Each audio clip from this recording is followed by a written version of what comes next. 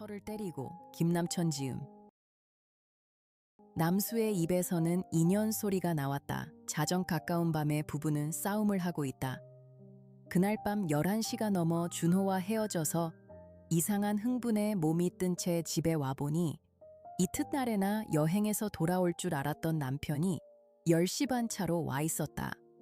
그는 트렁크를 방 가운데 놓고 양복을 입은 채 아랫목에 앉았다가 정수기가 문을 열고 들어오는 것을 힐끗 쳐다보곤 아무 말도 안 했다.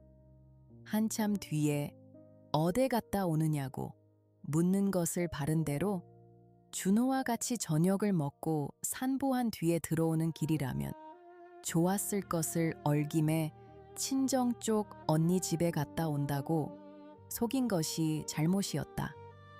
그 말을 듣고 남수는 불만은 하나 어쩔 수 없는 듯이 세간은 없어도 집을 그리 비우면 되겠소 하고 나지기 말한 뒤에 그대로 윗방으로 올라가서 자리에 누웠다. 정숙은 준호와 저녁을 먹고 산보한 것이 감출만한 것도 안 되는 것을 어째서 자기가 난생 처음 거짓말을 하였는가 하고 곧 후회되었으나 준호와 산보하던 때의 기분으로 보아 준호도 그것을 남수에게 말하지 않을 것이라 생각하고 다시 두말 없이 그대로 아랫방에 자리를 깔았다. 그것이 오늘 남수가 저녁을 먹고 나가서 준호와 만났을 때에 탈로가 난 것이다. 하리라고는 생각도 않았던 준호가 무슨 생각으론지 남수에게 그 말을 해버렸다. 참으로 모를 일이다. 물론 준호 역시 말해서 안 될 만한 불순한 행동을 하지는 않았다. 그 역시 그만 이를 숨기는 이보다 탁 털어놓고 농담으로 돌리는 것이 마음에 시원했을 것이다. 그는 늘 남수를 우당선생이라 부른다. 우당선생 부재 중에 부인과 산보 좀 했으니 그리 아우쯤 말하고 껄껄 웃었는지 모른다. 아니 준호의 일이니 내가 핸드백이 된 셈이죠. 어쨌거나 우당선생 주의하슈. 그만 연세가 꼭 스왈로를 기르고 싶을 시기입니다. 정도의 말은 했을 것이다. 이런 농담을 들을 때 남수는 얼굴에 노기를 그릴 수는 없었으나 마음만은 몹시 불쾌하였을 것이다. 가랫물을 먹은 듯한 찡그린 얼굴로 애써 웃어보려는 남수의 표정이 생각된다. 원체 자기네들이 남수에게 그날 밤 일을 어떻게 말할까? 다시 말하면 속일까 바른 대로 말할까? 또 말한다면 어느 정도로 고백할 것인가를 협의해 두지 않은 것이 실수였다. 그러나 그런 협의를 해둘 만큼 그들은 남수에게 죄를 짓고 있다고는 생각지 않았다. 그런 죄를 의식하고 그런 협의를 할 필요가 있다고 생각했다면 그들은 적어도 양심의 가책 때문에 산보까지도 중지했을 것이다. 그날 밤의 산보, 그것은 정숙이 혼자만의 생각인지는 몰라도 물론 단순하게 길을 걷고 불이 아름답다느니 얼마 안에 꽃이 피겠느니 하는 것으로 시종된 것은 아니었다. 입으로 나온 말은 그 정도인지 몰라도 정숙이가 가졌던 흥분만은 이상하게 높았던 까닭이다. 어쨌든 그 말이 준호의 입에서 탈로가 나서 그 자리에선 웃고 만 모양이나 밤에 돌아오는 대로 남수는 정숙에게 치근스럽게 트집 비슷한 말을 걸었다. 그것이 벌어져서 드디어 싸움이 되었다. 지금 정숙은 팔을 걷어붙이고 남편에게 대든다. 왜 그랬으면 어떠우 속였으면 어떠우. 밥 먹고 산보한 건 좋으나 속인 게 불쾌하다고. 밥 먹고 산보만 한 줄 안다면 속였다고 불쾌할 게 뭐유. 그 이상 딴짓을 했으리라는 더러운 생각이 없다면 불쾌할 게 뭐유. 내가 그날 밤 속인 건 털어놓고 말함은 오독하니 양복을 입은 채 맹초같이 앉아 있는 게 불쌍해서 속인 거유. 그래, 어린애가 돼서 옷을 벗기고 자리를 깔아주어야 되우. 언제 온다는 통지도 없는 걸 허구한 날, 당신만 기다리고 있어야 옳소. 사흘 밤이나 기다렸수. 이날일까 저날일까 기다리다 지쳐서 저녁 전에 거리나 한 바퀴 돌려고 나갔댔수. 돌아오다 길에서 만나서 준호 씨와 저녁 먹은 게 그리 큰 잘못이구려. 왜? 그렇게 차려놓고 있다 맞아들이는 게 조커들랑 기다리는 사람 생각도 좀 해보죠. 전보 치고 온다는 걸 내가 일부러 나가고 집을 비워 두었던가. 뭐이 어때요? 그게 속임 변명이 되느냐고. 안 되면 말어요. 애써 변명하는 건 아니니. 만일 내가 일이 있어서 언니 집에 갔다 온다고 안 했다면 그날 당장에 오늘 같은 싸움판이 벌어졌을걸. 그래 그때 준호 씨와 밥 먹고 산보하다 온다고만 말했으면 참 잘했군 하고 칭찬할 뻔했수. 뭐시. 씨는 무슨 씨냐고 당신의 친구를 대접해서 부르는 거요. 준호 씨 자꾸 씨자를 넣어 부를걸. 그 입에 발린 소리 좀 작작해요. 그날 밤으로 당신이 엉뚱한 시기를 했을게유. 질투에 불이 붙어 밤 잠도 못 잘게 불쌍해서 속인 겐 줄도 모르고. 왜? 어때? 흥. 너 같은 것에게 질투는 무슨 질투냐고. 그래 지금 하고 있는 당신의 생트집은 질투가 아니고 질투 사춘이유. 당신은 몇 살이고 내 나이도 반 70에. 당신은 내일 모레면 40이 아니오. 어제 오늘 길거리나 술집에서 만난 사람들인가. 옳하, 옳하. 내가 아무리 주리뗄 안길 연임은 그런 어린애들과 치정관계를 맺으려고. 푸, 그만두, 그만두. 그럼 그게 그 소리지 뭔가. 그래 오라 오라. 멋이 어째. 남이 말도 허기 전에 발이 제린 거라고. 저지른 죄가 있어 미리부터 넘겨짚어 본다고. 그래 내가 행실을 망쳤단 말이지. 있을 게 빠진 소리 좀 그만두어요. 사나이가 오죽 못났으면 제 옆편네가 바람이 날라고. 저도 저 부족한 줄은 아는 게다. 어째서 준호 보고는 못 해봤노. 눈앞에 자기 원수를 놓고 왜 아무 말 못 허구 웃기만 했나. 그리고는 지금 와서 나보고 이 야단인가. 흥. 죄는 준호에게 있는 게 아니라고. 속인 것이 죄라고. 그래도 자기 옆편네가 남에게 농락되었다는 생각은 갖고 싶지 않은 게지. 멋이 어째. 인연이라고 인연. 말 잘했다. 반말하는 년 인연이라고. 그러면 어떠냐고. 잘했다. 못이 더러운 년. 더러운 걸 볼람은 거울을 보고 말해. 누가 더러운 놈인가. 제 옆편네를 농락했노라고. 비웃는 놈을 앞에 놓고 뺨 한 개 못 갈기고 씁쓸히 돌아와서 옆편내 보고 속인 게 잘못이라고. 왜 준호한테 내가 반했수. 그랬으면 어떡할래요. 준호하고 산보할 때 난 행복을 느꼈수. 당신에게 준호에게 있는 게 있수. 더러운 놈하고 누가 살라는가구. 응. 안 살아도 좋다. 차남수 아니면 서방헐 사람 이 세상에 없는 줄 아는가. 차남수가 하늘 같아서 내가 이 생활을 하고 있는 줄 아는가 차남수가. 나를 호강을 시켜서 내가 그를 떠나면 거지질을 할 줄 아는가. 차남수가 위대한 인물이 돼서 내가 그를 떠나면 금시에 하늘을 잃은 듯이 미친년이 될 줄 아는가. 응, 안다 알어. 네가 어차피 그 말 헐 줄은 벌써부터 알았다. 네가 시골 있는 년을 이혼하지 않는 것도 그 신보가 어디 있는지 난 벌써부터 알았다. 10년 전엔 그런 게 문제도 안 됐었다. 그건 너나 내가 가정 안에 적은 사람이 아니었기 때문이다. 지금은 그걸 가지고 나를 내어 쫓으려는구나. 난 도마에 오른 고기다. 내 밑에 계집애 하나라도 있다면 이 학대는 안 받았을 게다.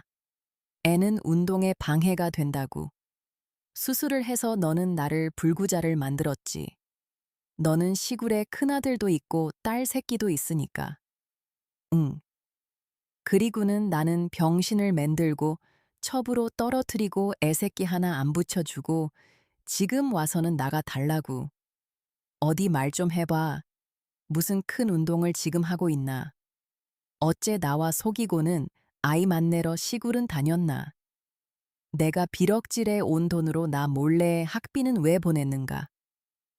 너희 집은 아직 천석은 한다더라. 그 머리털이 빠질 영감쟁이는 아들도 모로나. 내가 너희 돈 한 잎이나 쓴 줄 아니. 이놈 내 피를 뽑아 풀어봐라. 그 피가 무엇으로 뛰고 있는가? 누구 때문에 아직도 피가 네 몸에 돌고 있는가? 누가 너를 옥중에서 구해냈노? 네가 감옥에 있는 동안 6년이란 허국인 날 너는 그래도 전보질을 해서 나를 부르드구나. 차입도 날 보고시키드구나. 내 집에선 그때 돈 한 푼 보탠 줄 아냐? 영감도 할미도 내 본 계집도 그때만은 아는 척도 안 하드구나. 친정에서 친구들한테서 별별 굴욕을 겪어가며 너에게 옷을 대고 밥을 대고 책을 대는 동안 네 영감은 아들이 오게 간 건 그 몹쓸 년 탓이라고 물을 떠놓고 빌드라 하더라. 어서 그 년이 죽어야 아들이 화를 면한다고. 그래도 그런 소리도 내게 우스웠다. 난 너를 구해내려고 뼈가 가루가 되도록 미친년같이 헤매었다. 그래 지금 와서 그 보수로 나는 너한테 헌신짝같이 버림을 받아야 하느냐. 너한테 10년 동안 뼈가 가루 되도록 해. 바친 게 죄가 돼서 인연 소리를 듣고 더러운 욕을 먹어야 되니. 입이 밑구멍에 가 붙어도 그런 말은 못하는 법이다. 입이 10개래도 그런 수작은 못하는 법이다. 감옥에서 나왔어도 벌써 3년이 되건만 네가 쌀 한 마를 사왔나?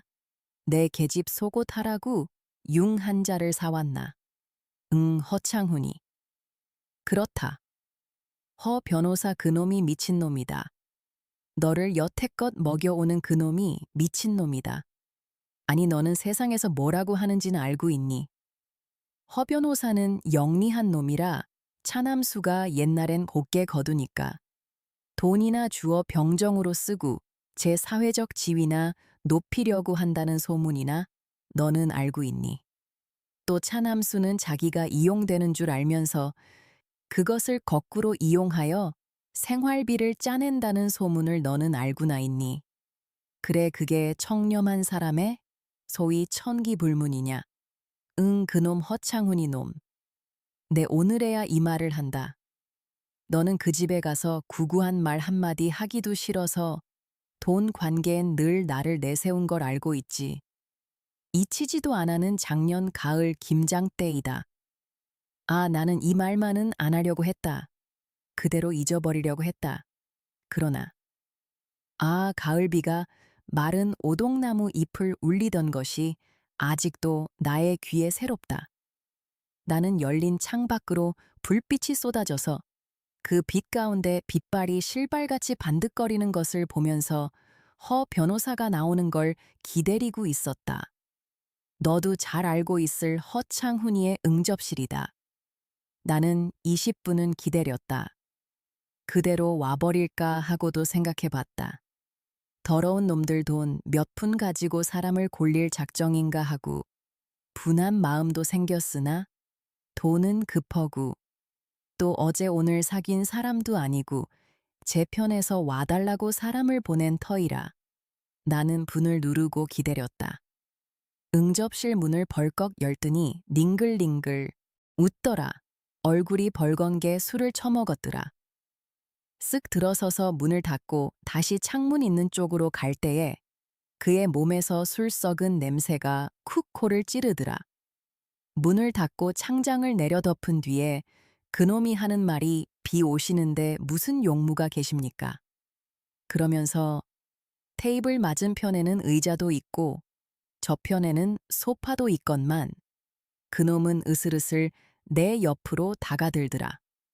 내가 비달기 같은 처녀라면 모르거니와 나도 천군만마의 속을 겪어 온 년이 그놈의 눈알이 붉어진 것과 시근거리는 숨결과 그 말하는 투로 그 지더구하는 몸가짐으로 그놈의 속이 무엇을 탐내고 있는지야 모를 겐가. 이리같이 덤벼들면 나는 사자와 같이 대항하여 그놈을 가리가리 찢어버릴 만한 기운은 있었다. 그러나 나는 모른 척했다. 애써 그놈의 변한 태도를 모른 척해서 효과를 내일까 했다. 그는 다시 말하더라. 무슨 의논하실 용무가 계시느냐고. 그의 목소리가 떨리고 나의 볼때기에 술 썩은 뜨거운 입김이 휙 스쳐가면서 나는 갈구리 같은 손이 나의 젖통을 부여 뜯는 것을 느꼈다. 나의 손은 번개같이 그놈의 뺨을 갈겼다. 그 잘칵하는 소리. 그것은 그놈에게도 의외였고 나의 귀에도 뜻밖인 듯했다. 나는 의자를 옮겨 길을 막으며 문 있는 쪽으로 종종 걸음을 쳤다. 그러나 한참 동안 그놈은 벙벙하여 어쩔 줄을 모르고 그 자리에 서 있더라. 그 짧은 순간 변호사 허창훈이도 그가 한 행동에 대하여 반성했을 개구 현관으로 뛰어나오며 나도 내가 당하고 또 행동한 것에 대하여 생각했었다. 나는 슬펐다. 눈물이 영어프 볼편으로 쏟아져 흘렀다. 나는 때렸건만 맞은 때보다도 분하였다. 나는 신을 어떻게 신었는지 모른다. 나는 비를 맞으며 오동나무와 노가지나무와 전나무 사이를 지나 대문 있는 쪽으로 걸어갔다. 정숙 씨 하고 부르는 소리가 등 뒤에서 나더라. 물론 허창훈이가 뒤쫓아오는 것이다.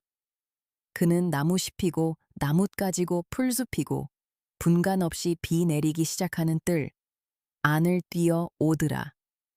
그리고 나를 붙들더니 펄썩 그 앞에 엎드려 죽을 죄로 용서해달라고 빌더라. 나는 발길로 찰까 했다. 그러나 잠깐 그것을 내려다보다가 그대로 그를 비껴서 대문을 향하여 걸었다. 그는 다시 쫓아와서 봉투를 내밀더라.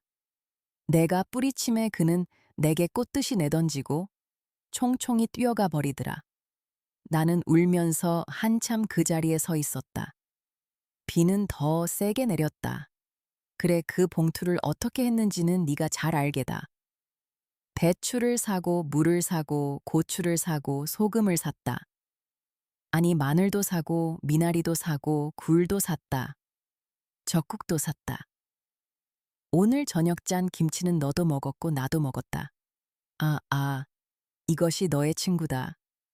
10년 아니 20년이나 너를 돌보아주는 애미보다 낫다는 너의 친구다. 말 좀 해봐. 왜 아무 소리도 없나? 너는 지금 나를 보고 부르짖어야 한다. 이것을 여태 동안 감추고 네 앞에 티끌만치도 그런 빛을 보이지 않은 것도 내가 허창훈이와 치정관계가 있어서이냐. 말해봐라. 이것은 산보한 걸 속인 것보다도 결코 적지 않은 일일 게다. 또 네가 사나이라면 그 즉시로 칼을 들고 허창훈이를 쫓아가라. 그에게 돈을 던지고 그의 가슴에 칼을 꽂아라. 그놈이 돈을 낸다고 출판사를 하겠다고. 출판사를 하여 문화사업을 한다고. 너도 양심이 있는 놈이면 잡지책이나 내구 신문 소설이나 시 나부랭이를 출판하면서 그것이 다른 장사보다 양심적이라는 말은 안 나올 게다. 직업이 필요했지. 그따위 장사를 하려면 왜 여태껏 눈이 말똥말똥해 앉았었나. 작년에 하지. 아니 재작년에 하지. 문화사업. 이름은 좋다. 우정이 두터운 봉사심이 많은 허창훈이를 파트롱으로 해가지고 문화사업에 착수한다. 흥사회주의 이름은 좋다. 그 철없는 것들이 운깨중게 모여들어 선생하니 그게 그리 신이 나던가. 우쭐해서 갈팡질팡. 더럽다 더러워. 제 옆편내 저통 만지는 건 모르고 눈앞에 내놓는 집회장만 보이나. 징역이나 치른 게 장한 줄 아는가. 거지에게 돈 한 푼 준 게 10년 뒤에도 적선인 줄 아는가. 왜 때려? 왜 때려? 이놈이 나에게 손을 걸어. 이놈, 이 도적놈, 이놈아, 이놈아, 날 죽여라. 이 도적놈, 날 죽여라. 네가 뭘 잘했기에 나에게 손을 거니, 이놈아. 날 죽여라. 죽여라. 자, 이걸로 날 찔러라. 응, 이놈아. 야, 사회주의자 참 훌륭하구나. 20년간 사회주의나 했기에 그 모양인 줄 안다. 질투심, 시기심, 파벌심리, 허영심, 굴욕, 허세, 비겁, 인치키, 속임수, 브로커. 내 몸을 흐르는 혈관 속에 민중을 위하는 피가 한 방울이라도 남아서 흘러 있다면 내 목을 바치리라. 정치담이나 하고 다니면 사회주의인가? 시국담이나 짓거리고 다니면 사회주의인가? 100년이 하루같이 밥 한 술 못 벌고 10여 년 동안 몸을 바친 제 옆편내나 때려야 사상 강하. 세월이 좋아서 부는 바람에 우쭐대며 헌 수작이나 짓거리다가 감옥에 다녀온 게 하늘 같아서 100년 가도 그걸로 행색거릴 삼어야 사회주의자든가. 그런 사회주의인 나도 했다. 난 남의 은혜를 주먹으로 갚지만 못했다. 애 낳는 것까지 두려워 수술을 해 가면서도 오늘 이 꼴 당하게 될 생각만 못 가졌다. 미련한 인연은 10년이 하루 모양으로 남편을 하늘같이 알고 비방과 핍박 속에서 더울세라 추울세라 남편만을 섬겼건만 그날 뒷날 첩으로 되어 쫓겨나게 될 줄만 몰랐다. 두를 걸 못 두르고 먹을 걸 못 먹으면서도 남편에게 의식 걱정시켜서는 안 된다는 미련한 마음만을 먹을 줄 알았다. 남편에게 불만이 있고 가정 안에 울화가 있어도 그걸 누르고 참을 줄만 알았지. 어디 대고 한번 떳떳하게 분풀이할 줄은 몰랐다. 그게 죄가 돼서 오늘 너에게 매를 맞고 주먹 다짐을 당해야 하는구나. 왜? 왜 나가니? 왜 윗방으로 도망하니? 헐 말도 많을 개구 갈 길, 힘도 많을 개구나. 좀 더 때리고 가지 응응. 흐윽 힘없이 그는 쓰러진다. 아직도 귀 밖에서 처의 울음소리가 들리건만 그의 머리는 연기로 가득 찼다. 연기는 무거운 쇳덩거리로 변하고 다시 물축인 해면같이 엉켜 돌다간 구름같이 피어서 와사 모양으로 꽉 찬다. 아래로 몰렸던 피가 얼굴로 올라온다.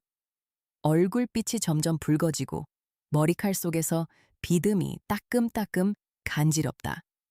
관자놀이를 망치가 두드린다. 푸 한숨도 제대로 안 나온다.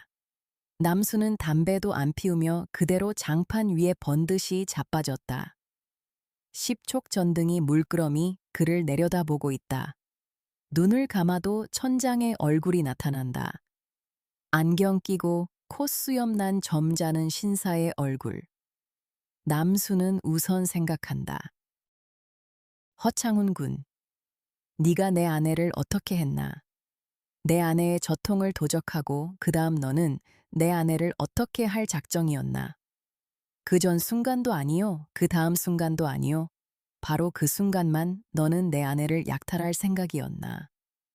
네가 내 아내의 저통을 약탈하고 내 아내의 볼때기에 술 썩은 더운 김을 끼얹고 떨리는 목소리로 무슨 의논할 말이 있느냐고 물으면서 너는 내 아내와 진심으로 무엇을 의논하고 싶었는가?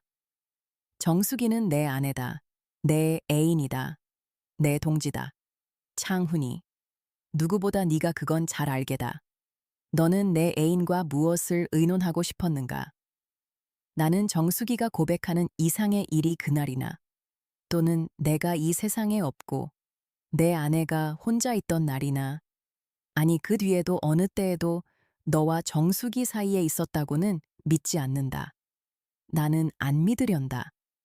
그 이상의 일이 있은 것을 가령 세상 사람이 모두 알고 세상 사람이 수군거리고 비웃더라도 나는 그것만은 믿지 않으련다. 믿지 않아야 나는 구할 수 있다. 그것을 믿게 되는 날 나는 무엇이 되느냐? 이 더러운 연놈들하고 나는 칼을 들어 마치 어떤 치정극에 나오는 불쌍한 주인공 모양으로 너희들을 질투와 의분에 불타는 칼로 찔러 버려야 할 것이다. 너희들은 나에게 그런 연극을 시킬 작정이냐? 창훈이, 너는 네가 여태껏 나에게 베푼 수많은 은혜의 보수로 내 칼을 받아야 할 것이냐? 옳다. 나는 너도 또한 사람이던 것을 잊었다. 계집에게서 매력을 느낄 때에 그것이 자기에게 어떤 관계에서는 계집인 줄을 잊고 성적 충동과 흥분을 느끼게 되는 동물적인, 아니 진실로 인간적인 한계의 사람이란 것을 잊어버리고 있었다. 혹은 자기와 피를 같이 나눈 누이, 피를 같이 나눈 형이나 동생의 아내, 혹은 삼촌댁, 혹은 조카 며느리. 아니, 제 애비의 젊은 첩, 다시 말하면 자기의 서모다. 10개 입은 옷 속으로 여태껏 생각도 안 했던 볼룩한 젖가슴을 처음 볼 때 보루루한 솜털 속으로 흰 살이 등골로 흐른 것을 멀거니 볼 때 물기, 품은 잼 같은 입술이 쫑긋쫑긋 웃고 있는 것을 눈앞에 직면하여 볼 때 자고 깨나서 기지개를 하는 순간 흘러내린 치마허리로 흰 살이 슬쩍 눈에 뜨일 때 커다란 못 같은 두 눈이 이글이글 타고 있는 것을 숨결로 느낄 때, 아, 이때 그 누구더냐, 누가 감히 그 순간 그것이 자기 자신을 동물로 환원해버리는 것을 느끼지 않을 소냐. 하물며 제 동지도 아니요 이러저러한 친구의 마누라가 합체 뭐냐. 친구의 마누라쯤이 대체 뭐냐. 그런 일은 나도 있었다. 너도 있었다. 아니 세상의 모든 사나이에게 모두 있었다. 내 아내에게서 그것을 느낀 놈이 비단 허창훈이 하나뿐이랴. 준호도 그걸 느꼈으리라. 아니 준호에게 내 아내가 느꼈는지도 모르나 이건 마찬가지다. 아니 그전 옛날 청년회관에 출입하던 모든 남자. 그 중에서도 정수기를 먹으려고 하던 몇 사람의 남자. 그들은 밤마다 생각하고 틈 있을 때마다 그것을 느꼈으리라. 내가 없는 동안 남자들이 정수기에게 어떻게 굴었고 또 정수기가 사나이들에게서 무엇을 느꼈으며 이것을 누르기에 얼마나 힘을 썼는지는 이 자리에 누가 감히 보증할 수 있을 것이냐. 그러나 옥중에 있는 동안 참말로 말할 수 있다만 나는 그것을 생각해보고 안타까워하며 몸이 달아한 적은 한 번도 없었다. 그런데 이것이 웬일이냐. 나는 오히려 세상에 나와서 아내를 내 옆에 놓고 가끔 그것을 느끼니 이것이 대체 어찌 된 일이냐. 오히려 내가 없었을 때 일까지를 상상하고 나는 때때로 몸이 달아한다. 아내는 그전과 조금도 다름없이 굴건만 하니 그전보다도 더 얌전하게 집 안에만 들어 있건만 나는 그전과는 판이하게 그것을 느낀다. 나는 의처병에 걸렸을까? 물론 이런 것은 나도 안다. 아내가 나에게 불만을 가지고 있다는 것, 이건 벌써부터 내가 잘 알고 있다. 그것은 오늘 밤, 방금 정수기가 한 말로 증명할 수 있지 않으냐. 사실 나는 그에게 불만이 있다는 것을 느낀 적은 퍽 오래 전부터이다. 그러나 나에 대한 그의 불만이 이렇게 그의 전 몸뚱이에 혈관같이 퍼져 있는 줄은 몰랐었다. 그가 말하는 모든 불만, 그가 나에게 대들며 삿대질을 하듯이 들쓰이우는 모든 불평이란 것들이 하나도 거짓은 없고 그것 전부가 사실이라 할지라도 그리고 나 역시 그것을 희미하게나마 생각하고 있었다 할지라도 나는 그것이 정수기의 몸에 그렇게 뿌리 깊게 적어도 그러한 형태로 퍼져 있는 줄은 상상하지 못하고 있었다. 어디서 옛날의 정숙의 면모를 찾을 수 있느냐. 그의 생각, 그의 관찰, 그의 비판 모든 관점이 다른 염집 부인네보다 못하면 못하지. 조금도 나을 것이 없다. 나는 울고 싶었다. 나는 때리고 싶었다. 그래서 나는 생전 처음 그를 갈겼다. 내 주먹은 몇 번 주저하고 또 몇 번은 스스로 억제할 수도 있었으나 드디어 나는 그를 갈겼다. 나는 아무 말도 못하면서 그를 갈겼다. 아, 그것은 나 자신을 때리는 것이었다. 창훈아, 너는 지금 말하여라. 너는 지금도 내 아내를 낳고자 나를 시켜 출판사를 만드느냐? 너는 내가 없을 때마다 정수기를 찾아와서 돈을 가지고 내 아내를 압박하려느냐? 또 저통을 부르뜯고 그의 얼굴에 더운 김을 내뿜을 터이냐? 그리고 뻔히 멋하러 온 줄을 알면서 닝글닝글 웃으며 무슨 용무가 계십니까 하고 내 아내의 옆으로 다가들 터이냐? 이것을 알면서도 나는 너와 함께 주식회사를 조직하여야 하느냐? 오냐 그런 것을 알면서도 나는 할 것이다. 네가 나에게 정책적으로 논다면 나는 너한테 지지는 않을 게다. 어떻게 했든 나는 눈을 감고 이번에 5만 원은 출제시키고 말겠다. 네가 눈 가리고 아웅하면 나도 한다.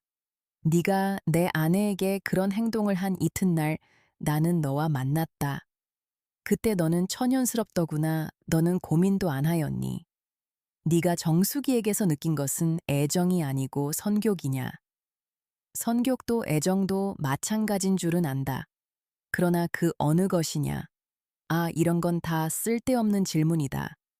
최정수기는 나의 아내다. 그러기에 나는 그를 때렸다. 그도 울면서 내게 대들었다. 지금 그는 아무 말도 안 하고 윗방에 엎드러져 있다. 그는 제가 방금 무슨 말을 하였는지를 비로소 생각할 수 있을 게다. 그는 자기가 한 말에 스스로 놀랄 것이다. 내가 때린 주먹자리를 지금 만져볼는지 모른다. 멍울이 졌겠지. 그러나 그도 자기 볼때기를 때리고 머리를 문지른 것이 자기 자신인 것을 깨달을 것이다. 그 증거로 그는 지금 윗방에서 자지도 않으나 울지도 않고 그대로 조용하다. 부슥부슥 부은 눈은 지금 말똥말똥 무엇을 뚫어지게 바라보고 있을 것이다. 김준호. 나는 너에게도 말할 것이 있다. 너는 좋은 청년이다. 처음 나는 너를 내 처에게 총명한 청년이라고 말했더니 처는 나를 비웃으며 김준호는 경박한 청년이라고 완강히 내게 반대했다. 글쎄 그만둬요. 무슨 김준호인지 뭔지. 당신은 어째 그리 감격하길 잘허우. 사람이란 첫인상만 보고 어찌 그리 내막을 알 수 있수 하고 나를 톡 쏘아 붙였다. 그러나 너도 알다시피 지금은 너를 싫어하지 않는다. 너와 저녁을 먹고 너와 산보할 때에 내 처는 행복을 느낀다고 말하였다. 내 처는 너에게 반했다고 말했다. 이렇게 말하는 나의 아내가 진심으로 너에게 애정을 느끼고 참말로 반했는지 그것은 좀 더 생각해 볼 여지가 있을 것이다.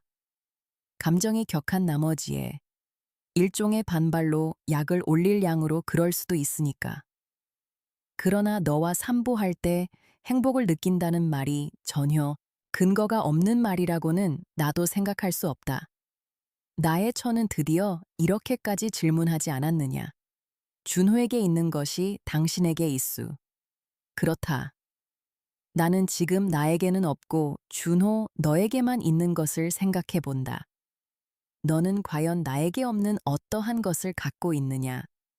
천박하다고 경멸하고 냉소하면서도 너를 만나면 기쁘고 너와 같이 걸을 때 행복과 흥분을 갖게 되는 어떠한 것이 너에게는 있느냐. 경박 그 자체가 너의 매력이냐. 그렇지 않으면 여자를 압도하고 그들을 뇌쇠해 버릴 만한 2살 난 표범 같은 억센 정열이냐. 나는 지금 내가 너를 처음 만나고 또 출판 주식회사의 계획을 함께하는 동안 너에게서 느낀 솔직한 감상을 분석해 볼 흥미를 가지고 싶지 않다.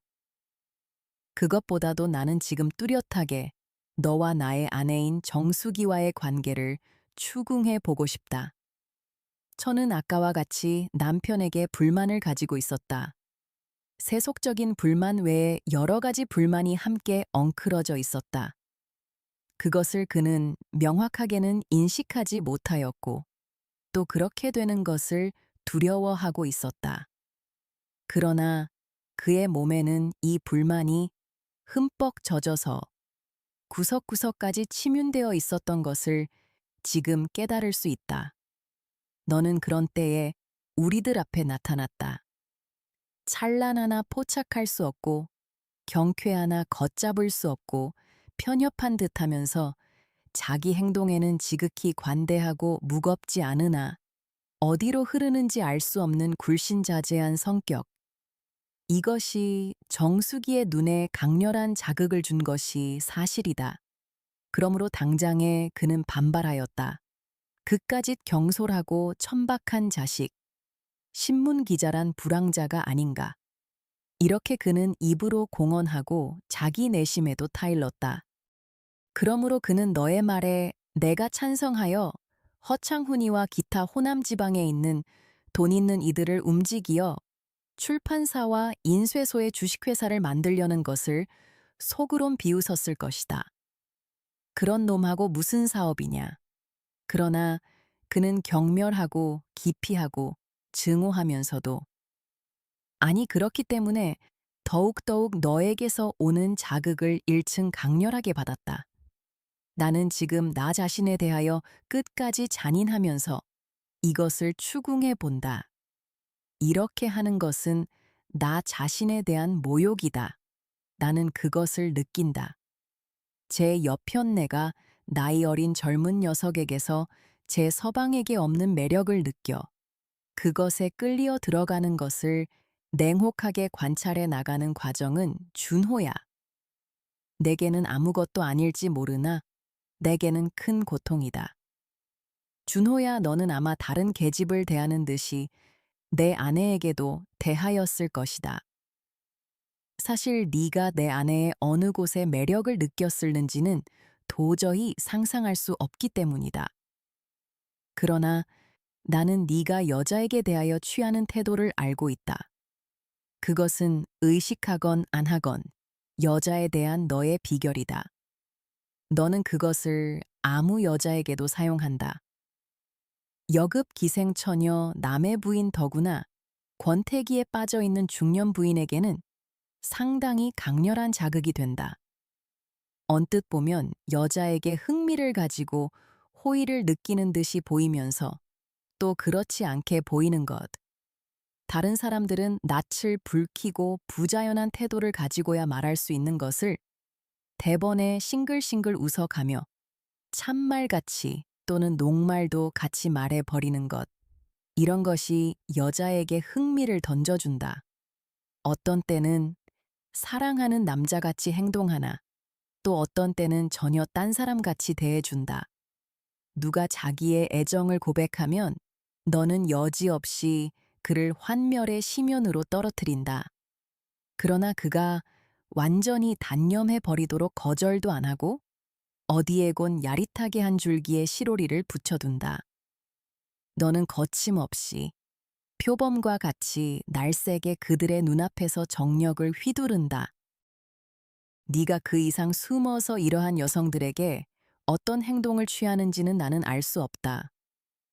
네가 네 앞에 나타나는 성적 대상에 대하여 생불과 같이 대하지는 않는다고 하여도 적어도 비루한 트릭을 써가지고 그들을 농락하지 않는 것만은 사실일 것 같다. 나와의 10여 년 동안의 생활에서 자극을 잃고 권태에 빠져 있는 나의 아내 최정숙이가 내게서 찾을 수 없던 포착할 수 없는 매력을 너에게서 느끼기 시작한 것은 결코 이상한 일은 아니다. 나는 퍽 전에 이것을 느꼈다. 무엇보다도 정수기에 지나치게 심한 너에 대한 과소평가에서 나는 언뜻 그것을 느꼈다.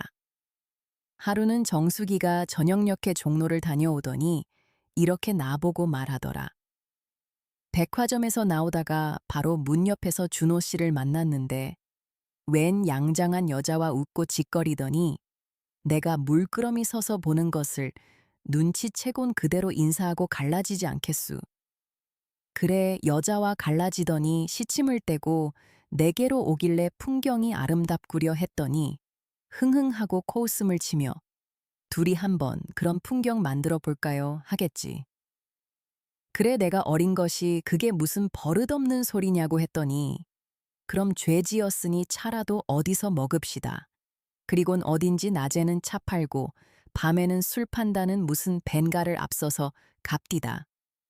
가면서 하는 말이 이제 그게 영화 배우인데 저통 크기로 유명하우 하면서 싱긋싱긋 나를 보는구려. 그 하는 수작이 너무 천하고 품위가 없어서 욕이라도 해줄까 했으나 원체 버들가지 모양으로 바람이 몰아치면 부러질 사람이유. 그런데 또 찻집에 들어가서 하는 짓이 장관이죠. 당번 여급이 보아하니 활량인데 이걸 턱 옆에다 앉히더니 자 내가 하나 물으니 대답하면 내가 한턱 내고 지면은 너의 제일 귀한 걸 내게 바쳐야 한다. 또 나도 제일 귀한 걸 바치라면 그걸 걸어도 좋지. 이러고는 그 앞에 있는 네모난 흰 종이를 쓱 들더니 자 이게 무슨 그림인가. 여급이 아무리 봐야 백지밖에. 쳐들고 보아도 안 보이고 스쳐 보아도 안 보이니 그 여자의 대답도 걸작이지. 하는 말이 바람을 그렸다. 바람은 눈에 안 보이니까 준호는 고개를 쭝긋쭝긋하며 그 말도 비슷하나 가작이지 걸작일 수는 없다. 내 해석은 이렇다. 이 그림은 토끼가 거북이를 따라가는 그림이다. 거북은 앞서서 이미 이 종이 밖으로 달려가고 토끼는 늦어서 아직 종이까지 오지 못했다. 계집애도 좋아라고 손뼉을 치니 준호하는 말이 너도 낙제는 아니니 키스쯤으로 용서한다고 막 야단이겠지. 그래 레이디를 앞에 앉히고 그게 무슨 쌍스러운 장난이오. 당신 동무 참 훌륭합디다. 그게 망난이지 뭡니까. 베라 먹을 놈. 이 말을 싱글싱글 웃으며 듣고 있던 나는 마지막 말이 나올 때 언뜻 느꼈다. 정숙이 자신이 준호에게 의식적으로 반발하고 있다는 것을 그때의 눈치챈 때문이다. 의식적으로 애써 그를 밀쳐버리려는 노력. 그것은 하면 할수록 더욱더욱 그 속으로 밀려 들어가기만 한다. 그리고는 매일에 한두 번은 반드시 내처가 내 욕을 한다. 까분다, 불황자다, 행실머리 없다. 이럴 때마다 나는 속으로 지금 제가 저 자신과 싸우고 있구나 하고 생각했다. 오늘 밤 싸움만 해도 물론 이렇게 될 일이 아니었다. 정수기가 속인 것에서 시기심을 느꼈다든가 너희들이 산보할 때 무엇을 했을까 하는 것을 쓸데없이 상상하고 질투를 느끼고 트집을 건 것은 아니다. 내가 녹말 비슷하게 이야기를 했더니 갑자기 낯이 해쓱해지며 쓸데없이 바빠한다. 나는 그때만은 가슴이 찌르르 했다. 이것은 분석해보면 질투인지 모른다. 몇 마디 오고 가고 하는 동안 쓸데없는 싸움인 줄 알면서도 걷잡을 수 없게 되었다. 자, 준호군 어찌되었든 나는 군을 믿고 일을 계속하세. 군이 내 아내를 어떻게 했겠는가? 내 마누라는 감춘 것을 군은 스스로 고발하지 않았는가? 또 그 이상의 일이 있다 해도 나는 그것에 대해선 생각지 않으려네. 세상 사람의 웃음거리가 되어도 어쨌든 최정숙은 내 아내다. 오늘 밤 한 말은 아내로서 할 만한 말은 아니었으나 그가 불만을 과장해서 지적하고 내게 대든 것은 내게는 좋은 약이 되겠지. 지금은 처가 저렇게 흥분하고 있으나 곧 본정신으로 돌아갈 것이다. 여하튼 출판사는 해야만 한다.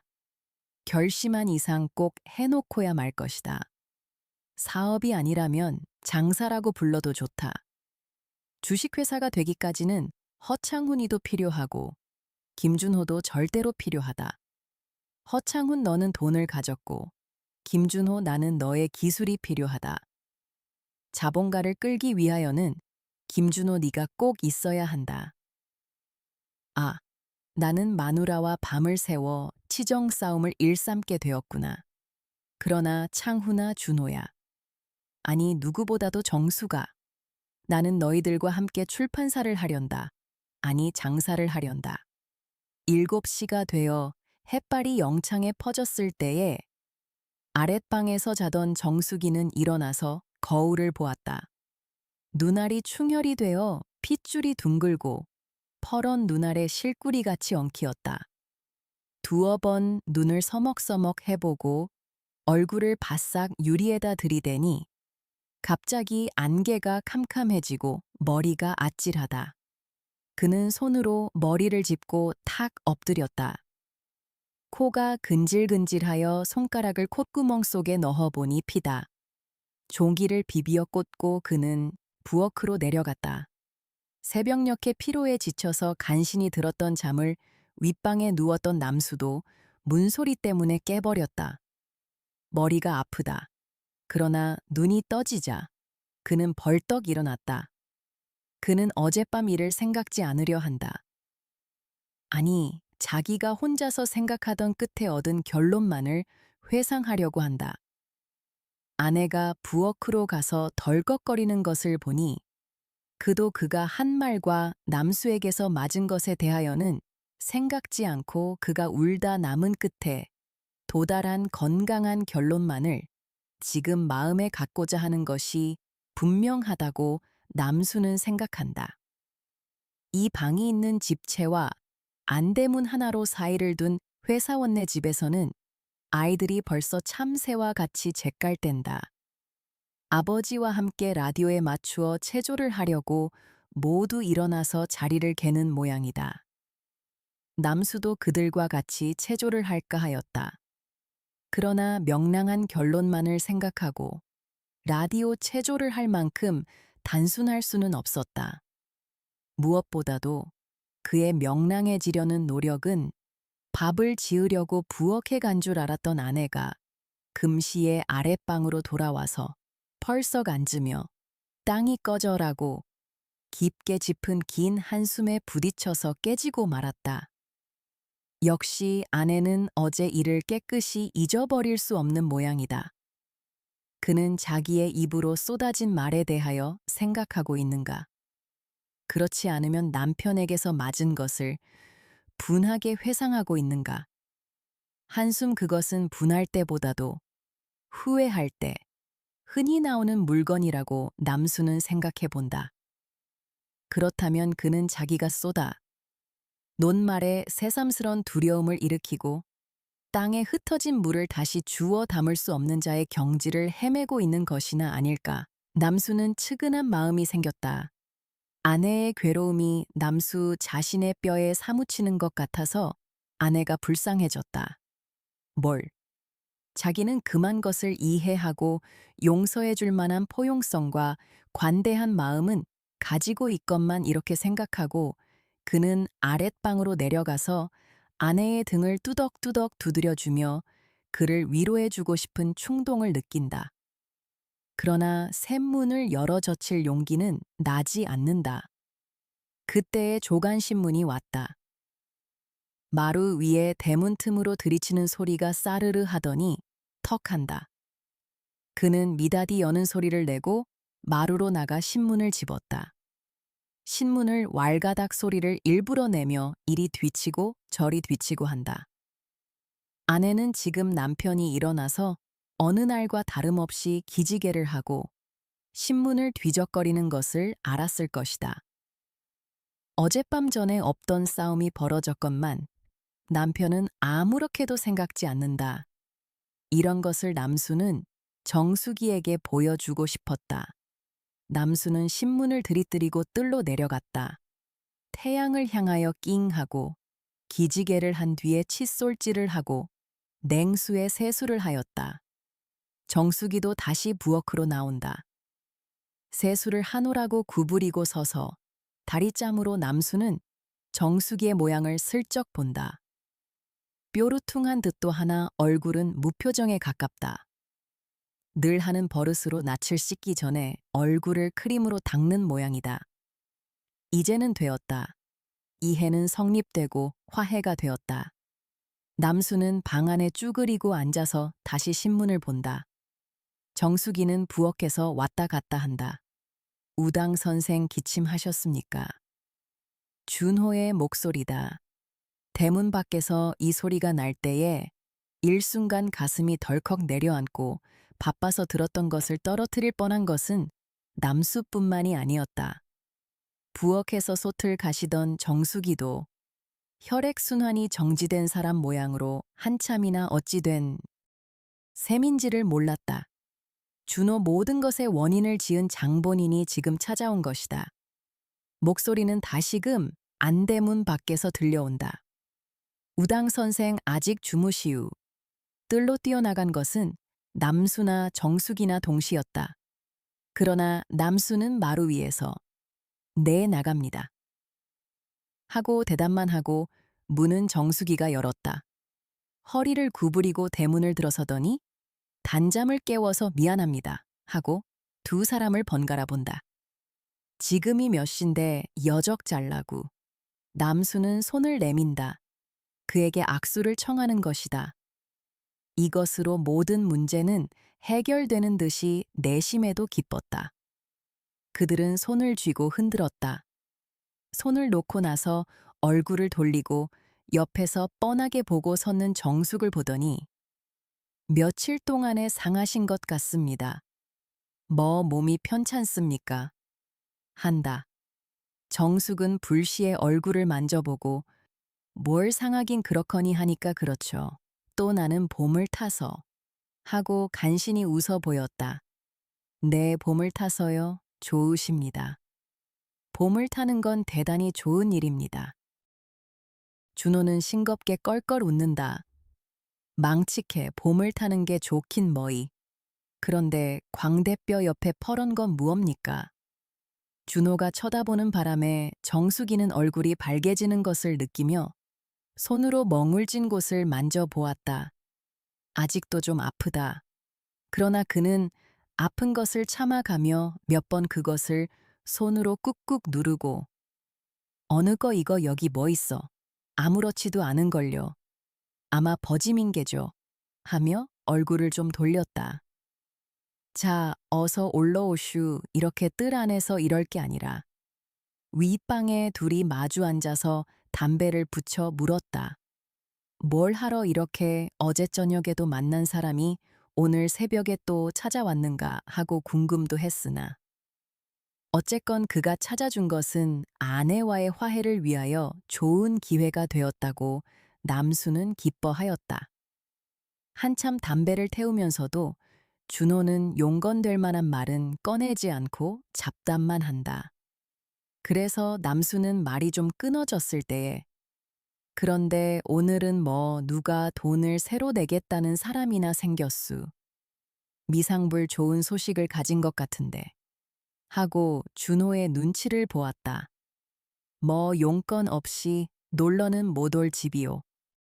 하고 준호는 싱긋이 웃더니 천천히 담뱃불을 끄고 얼굴을 정색한다.